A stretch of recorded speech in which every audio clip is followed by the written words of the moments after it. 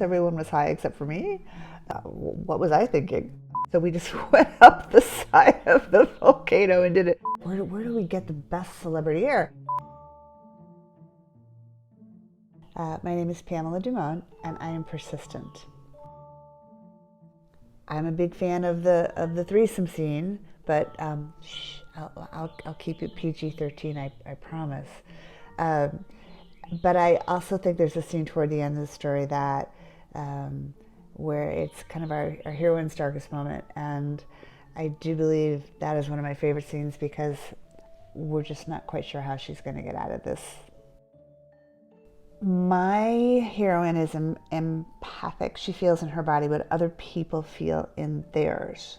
So there was, when she was 13, there was a car accident. Her mom had a manic split, and she ended up running into the Wolf brothers who were crossing a road. And it was very dramatic and very traumatic for all involved. And 13 years later, my people come back together, and everyone's been changed from the accident, and they're all trying to heal little bits and pieces of themselves that are still broken. And so Evie is now working as a high-priced escort, not for the money necessarily, not for the sex. She's not hired for the sex, but she's hired to help broken billionaires heal because of her empathic ability. She can feel what messed them up. She can feel why they have lost their mojo, and she can help make them better. And Easton his brain got scrambled during the accident, so he is now like a money-making genius, so he's a billionaire. And Wyatt is a fantasy author and is immersed in his stories and is broken in other regards. And so there are people that are circling around each other in this karmic kind of lovely bonded way where they need to come together to figure it out and to finish up this thread and see which threads can be untangled and which threads will be severed and which threads will be gone or remain, for that matter. It's a beautiful story. A gritty Cinderella story. No glass slipper. I see this as a limited series. My dream cast would be Evelyn, would be Zendaya, or Dakota Johnson. My Easton and Wyatt I think would be great. I think as Liam Hemsworth. And I don't have an idea yet for Easton because I don't know. It's like if Pedro Pascal was 10 years younger, I'd throw him in there because, like, who wouldn't want to throw him in there? I was raised with this really funny dad, and he was an international businessman, so he was constantly, I don't know, just like doing the strangest things. Like, no one else's dad did this. Like oh, the CIA is trying to recruit me to spy on the Chinese. I'm like, oh, Dad, like, no one does that. Don't do that. Tried to buy the moon rover. I'm like, no, Dad, no. So he just kind of encouraged us to be awesome and to get out there and do awesome things, and so we did. So that was memorable. I pitched the Aaron Brockovich story to Hollywood, and I'm not gonna get too much into it except that it was nominated for 4 Academy Awards, and Julia Roberts won for Best Actress, and I'm still friends with Erin, and I'm super proud of her. I think she's an amazing environmentalist. I love her being so fierce and so dedicated to people who are going through tough times. So that was memorable. I am a USA Today bestselling author of 30 books. That's memorable. As a chiropractor, who used to live in LA, I did the weirdest house calls for people.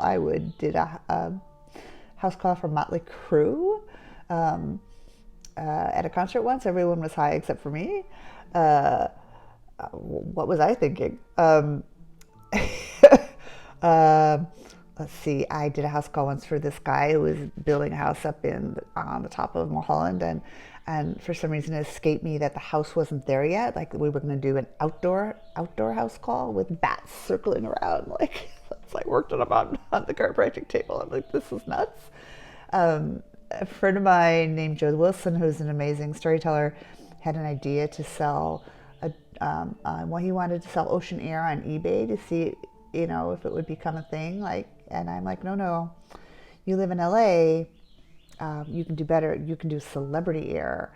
So then we concocted this idea, like where do we get the best celebrity air?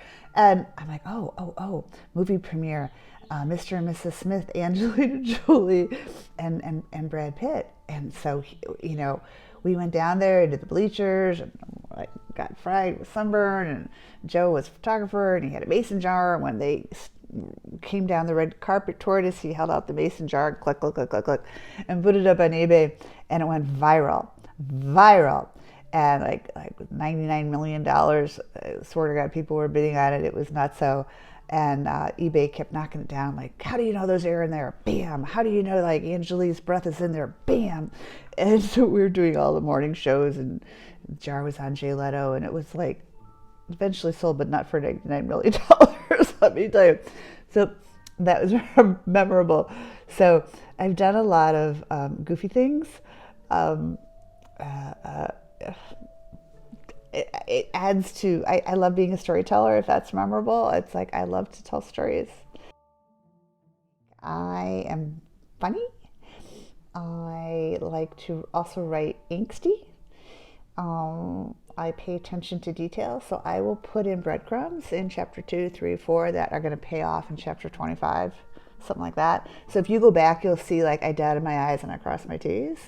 So I want to thank StoryLoom and Pixelberry for being part of this amazing beta project with StoryLoom launching. It just seems like an amazing platform and opportunity to go in and adapt my stories and or write original material as a game, as a visual novel, as an interactive story. It's like a dream come true.